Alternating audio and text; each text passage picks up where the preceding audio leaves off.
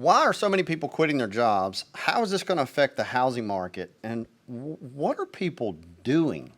That's what we're going to get into right now. Thank you so much for choosing to watch this video. I'm going to come at you pretty fast because I know your time, like my time, is valuable, and I just want to get as much information as we can to you. Now, if you don't mind, give us a subscribe, like, thumbs up, leave us a comment. Let us know what we can do, what I can do to better bring more information to you on the housing market and everything that's going on. So the Department of Labor says that 4.3 million people quit their jobs in August of 2021. And that's in addition to the 4 million that quit their jobs in June of 2021. What?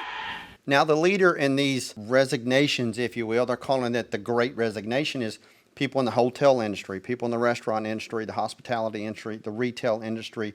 These people are choosing to do other things besides work, retail, hospitality, and the restaurant business. Now, the first thing you're going to do is you're going to think, well, no wonder people are quitting their jobs. The government is giving them money. But listen, they're stopping all of that. They're stopping the money. They're stopping the stimulus, the unemployment benefits. If you quit your job, you're not going to get unemployment benefits. That's if you're terminated or laid off. You just quit your job, the government's not going to give you money if you decide to quit your job. So what's causing this big resignation? I think a lot of it is childcare, lack of childcare. I think it's burnout. I think people are just kind of tired of the same old grind, if you will, is a big reason. However, they're not just quitting their jobs and not working. These are 4.3 million jobs in August of 2021, 4 million in June of 2021. But people are getting other jobs. They're working other jobs. So think about this.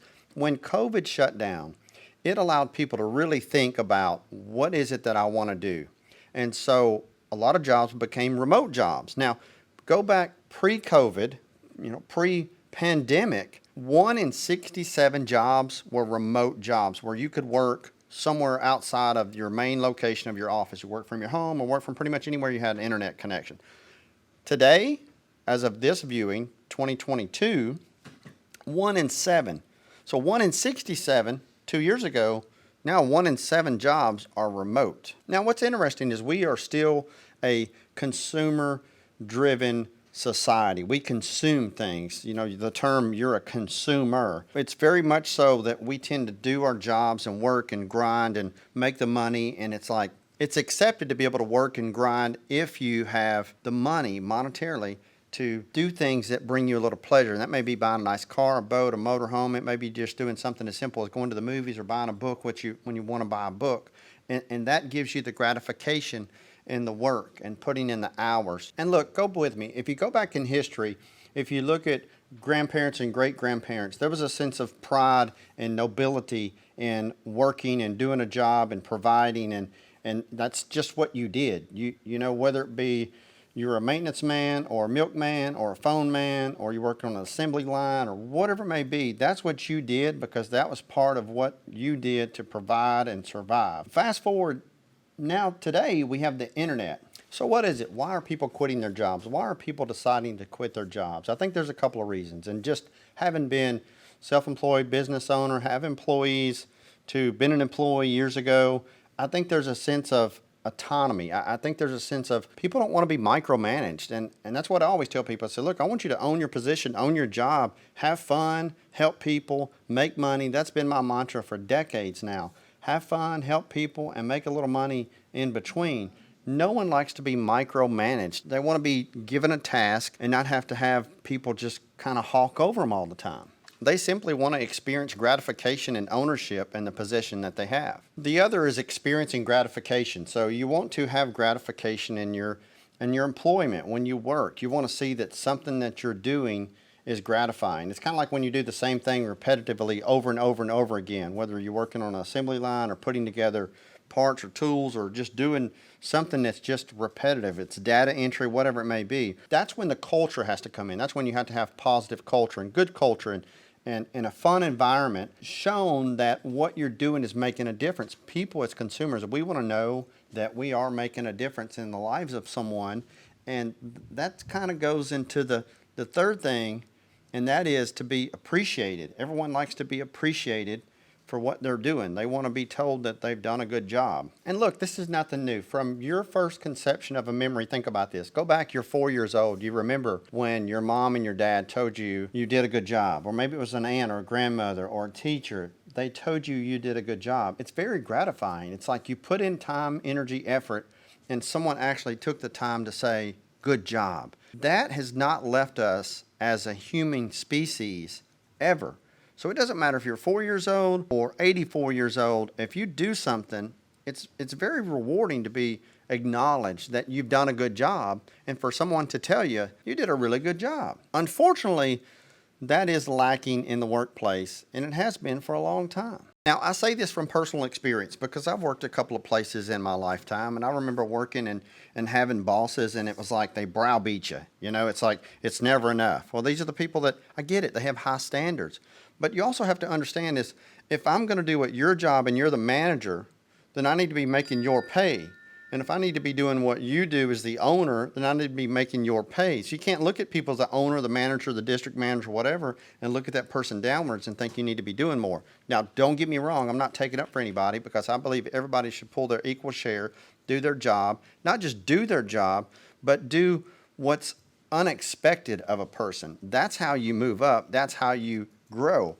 But what happens is when you do what's unexpected, you do the unexpected. You go the extra mile, so to speak, and you're not rewarded. There's no gratification. There's no thank you so much for doing that. You've done a good job. It just makes it challenging to keep doing that job every single day. Now, another reason I think it has to do that, people want diversity. People want to have a change in their job description. Not so much their title, but look at it this way. As an employer, if you can cross-train your employees to where they can do 3 to 4 to 5 tasks. That way, if one's out, the other one can slide in and move in. Now, all of this kind of falls into the culture of having a positive work environment and everyone looking out for each other for the common good, whether it be your service business, as I am in real estate, or you're just selling chicken sandwiches at Chick-fil-A or a fast food restaurant. Regardless, it has to be that culture. Everybody has to buy in and everybody has to be on the proper seat on the bus moving forward in the right direction. When you diversify, it lets employers and employees know that not everyone is just pigeonholed to one task. They can multitask. They can cross-train. It's that cross-training that takes away the mundaneness of the everyday grind at an employer's place of work. So how does this affect real estate? How does the unemployment affect real estate? How do people quitting their jobs affect real estate? Well, a couple of things. You can still get mortgages and loans as long as you're in the same line of work and that sort of thing. But here's what happens. I think that for the most part, people have had such a change and a shift in the individual world, and it's made them rethink what they should and could be doing with their lives. Now, another thing that we're hearing is so many people are complaining of burnout. And it's not just, it's something to think about. Like some people complain of burnout, and it's like, well, that you have white-collar jobs and you have blue-collar jobs, for lack of better terminology. But you get it. There's jobs where you have to go, and they're considered blue-collar, weld, pipe fitters, contractors, roofing contractors, specific contractors. These people make really good money and they work really hard. And oftentimes they're working in the climate and the element. It's hard for me to hear a person say, it's just been really hard. I'm burnt out. Now, don't get me wrong. I've done both. I've worked very hard physically and very hard mentally. And they're both exhausting at the end of the day, working 8 to 10 hours. Whether you're dealing with people and you're selling property, or you're working on an assembly line, or framing a house. I've done it all. But it still leads to burnout after you grind for so long. So what are businesses doing? Businesses are giving opportunities. I mean, you look at, for example, Target, Chipotle, they're paying more. They're also offering education. So they're covering your education, if you will. You go to work to Target, they'll pay for some or all of your college. Same way with a lot of companies. They're trying to do things to incentivize people to come back into the workplace and not work those remote jobs, because it's the retail, the restaurants, the hospitality, those are the ones that are hurting the most. And as I'd mentioned, it's not just a matter of boosting pay and boosting benefits. I mean, pay's good, benefits are good, but you'd be surprised when you actually sit down with a person who's an employee and you say, what makes you happy? And you'll find that people want to be validated. They want to know that they're doing a good job. They not only want income, They not only want benefits, but they like the freedom. I mean, there's certain companies out there, they're talking about going to a 4-day work week instead of a 5-day work week. And they're talking about working, 4 10-hour shifts and having a day off, looking into more remote jobs. LinkedIn, for example, 16,000 employees with LinkedIn. Most right now are working from home, and they've went to working remotely. And the list goes on and on and on of the companies that have just gone remotely because they can. Now, we can blame it on COVID like we do everything, right? But go with me on this. Think about this. Whenever you have a shift in your life or something happen in your life, whether it be a loss of job, a loss of a family member, death, divorce, whatever that may be, when you go through something that's pretty shifting in your mind where it's like, wow, that was a total change that was unexpected. It changes your mindset. It changes, is this what I want to do? Is this what I want to be, have? Is this what I want to accomplish? Is my life going the direction that I want it to go in? So what happens and what has happened is with the whole COVID in the country and the world basically shutting down for 6 to 8 weeks, it allowed people to really sit and think about, wait a minute, do I really want to continue to be a school teacher? Or do I want to get into real estate? Or do I still want to be in real estate? Or do I want to go back to school to be an architect? It's allowing people to really think. Not only is it allowing people to think, but it's allowing people to realize, I don't need to be as consumed with stuff. And you're seeing things be purchased, but you're also seeing a shortage of things. And I don't know about you, but there's no shortage of storage units in any city across the country. They are everywhere. We are full of stuff. And so I think that people have realized, wait a minute, I can trade in the BMW and just go buy me a modest car, or I can work somewhere from home and perhaps make a little bit more money, but I have my freedom. And that's what people are liking. It's not that they're maybe working less hours, it's that they don't have to get up every day and get all gussied up in their clothes. I know that's an old word, gussied up. It's a real thing. It happens. Gussied up, fancied up, whatever, fix up, dressed up, go up, whatever. It's one of those things where they don't have to sit in an hour and a half of traffic. They can work from home. They can do exactly from home what they're doing. The challenge with so many employers is making sure that positive culture is still there. It's healthy to have that positive culture, not just as a viewpoint of owning a business, but it's also healthy to have that positive culture when you're working around an environment, to be able to have fun and help people and make a little money, but you're also around that environment and around that culture. But what happens is people are finding that they would rather trade a little bit of that culture and still do a really good job, be rewarded for their efforts, and not have to sit in traffic for 2 to 3 hours every day going back and forth to buy a fancy car, to buy fancy clothes, to do what? At the end of the day, everyone's asking themselves, is what I'm doing right now in this particular point in my life bringing me pleasure? Is it making me happy? Is it making me money? Am I going towards my goal? Am I achieving happiness in my life? And I think the answer has been no. I think most people are like, no, I don't want to do that anymore. I want more freedom. I can speak for me personally. I got into the real estate business 25 years ago.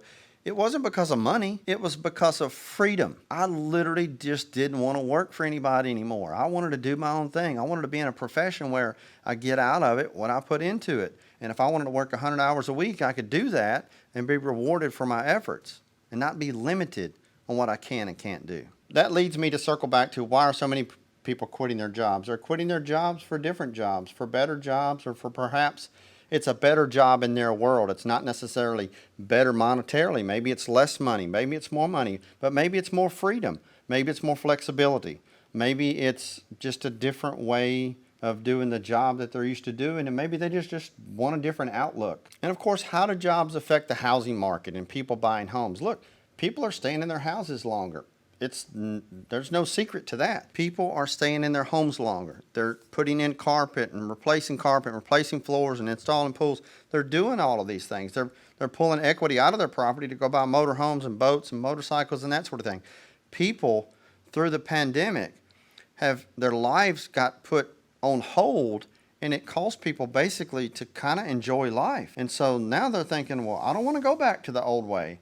I want more freedom to do what I want to do, and it's not necessarily in the rat race, if you will. And of course, where's everybody going? Well, they're taking remote jobs. They're taking jobs with same or less pay. They're just figuring things out for themselves. I remember thinking personally, I just want a job when I go home on a Friday afternoon. I don't have to take a shower or go home on a Wednesday afternoon. I don't have to bathe because I stink, I stench.